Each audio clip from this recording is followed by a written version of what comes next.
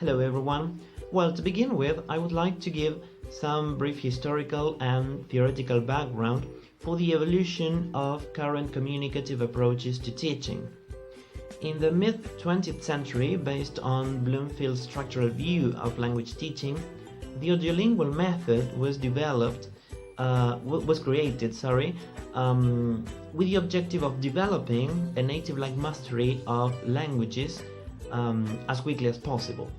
Speaking, grammar drills and listening comprehension exercises became the focus of attention of that period through the combination, as I said, of structural linguistics and the behaviorist learning theories prevailing at the time.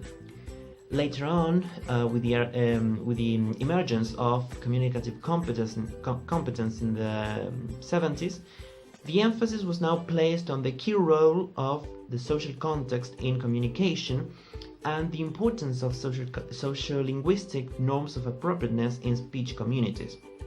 Teaching then needed to integrate linguistic and communicative skills to enable students to interact with others in the different contexts. Teaching language with a discourse focus, for example, could facilitate the integration of the four skills when they could be transferred from one aspect of language to another. For example, learning how to put one's ideas in a text could be useful to structure an oral presentation. However, learners' productive language lacked this accuracy and social cultural appropriateness that this integrative model sought to achieve. So the current models of integrated teaching of the four skills aim at developing learners' fluency and accuracy, as well as the social-cultural communicative competence. For example, Stern's model from 1992 combined the learning of the central language skills with the achievement-oriented syllabus in cultural learning, communicative skills, and general education. This model has demonstrated to be successful in Canada, and this success can be attributed to its design supporting learners with different levels of mastery in the four skills. So, to sum up, the separation of the four skills is likely to be less effective than integrated instruction, because communication does not take place in terms of discrete linguistic units. As we have seen, the teaching models and methods have changed through time and will most likely continue to change in the future. To consider listening as a passive skill is both misleading and incorrect. The listener is involved in guessing, anticipating, checking, interpreting, interacting, and organizing. Van der Grift says that listening comprehension is anything but a passive activity. It is a complex active process in which the listener must discriminate between sounds, understand vocabulary, interpret stress and intonation, and also the social cultural context of the utterance. Listening is hard work.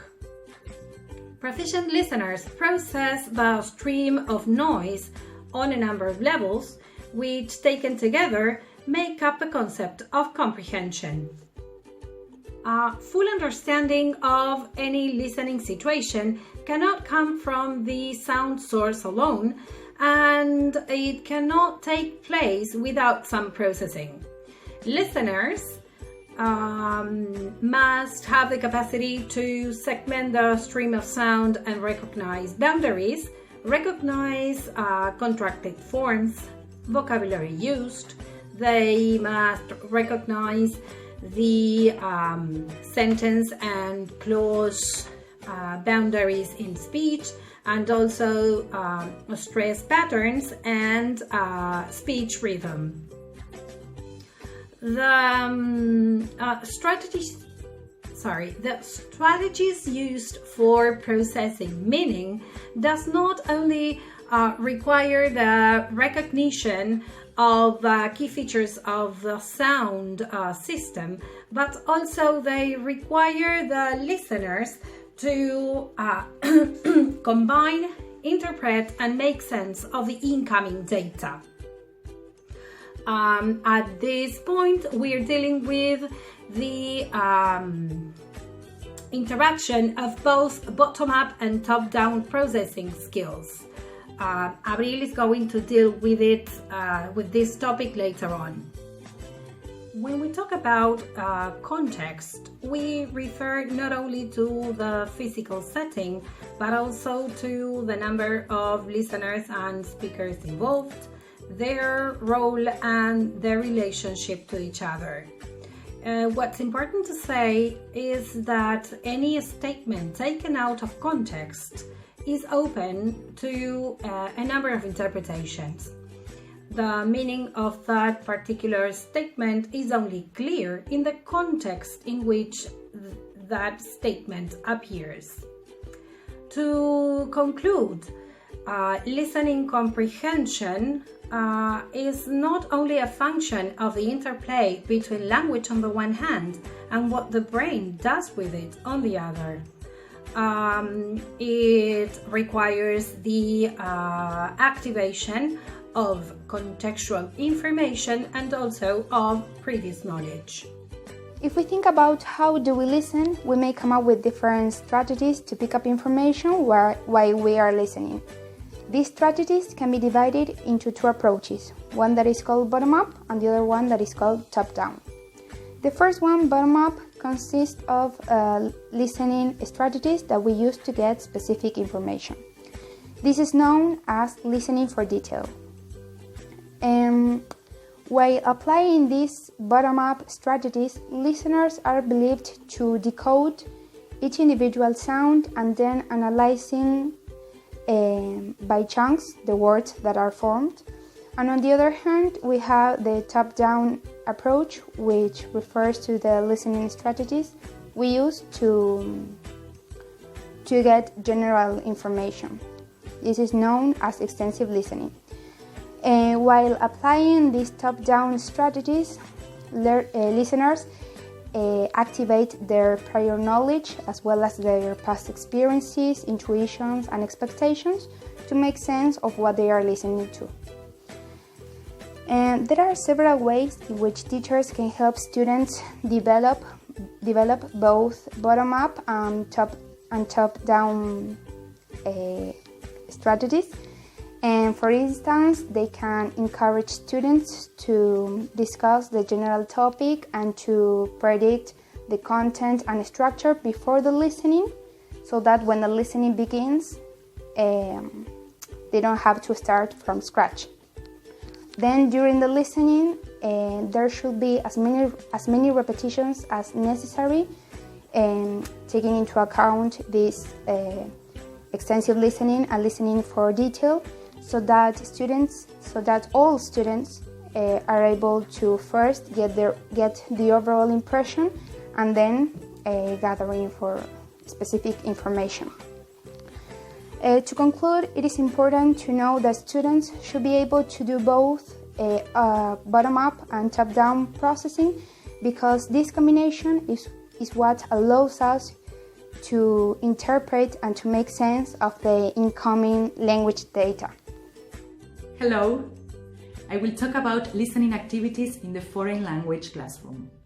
My classmates have already stated that listening is a complex skill, and we as future teachers must prepare children for the kinds of listening that are demanded in the classroom. Listening to the teacher, listening to each other, listening to pre-recorded material. And teachers must set up a listening environment that is appropriate for the students by making explicit the reasons for listening to a spoken text, by emphasizing the fact that it's not necessary to understand or to remember every word from a listening text, and by encouraging students to exercise some kind of intelligent guessing, that is, to make sense of what they hear by using their background knowledge, content clues, pictures, etc. Well, there are 3 categories: pre-listening activities, while listening activities, and post-listening activities. The aim of the pre-listening activities is to establish a framework for listening so that students have some points of reference. Some examples are giving a short reading passage on a similar topic, commenting on a picture, predicting content from the title, reading through comprehension questions. And then we have the listening activities. These are the ones that are carried out during or after listening to a spoken text. There are many examples. I will mention some of them. Performing actions, for example, listening to an action song like Head and Shoulders, or an action game like Simon Says. Listen and draw, for example, listen and complete the body parts of a monster. Matching, sequencing, problem solving, transferring information into a chart. And well, then we have the post-listening activities. These are not listening activities as such. This category is open-ended, and it may involve many kinds of follow-up work. Lexical, grammatical, thematical, skills developmental. There are many examples.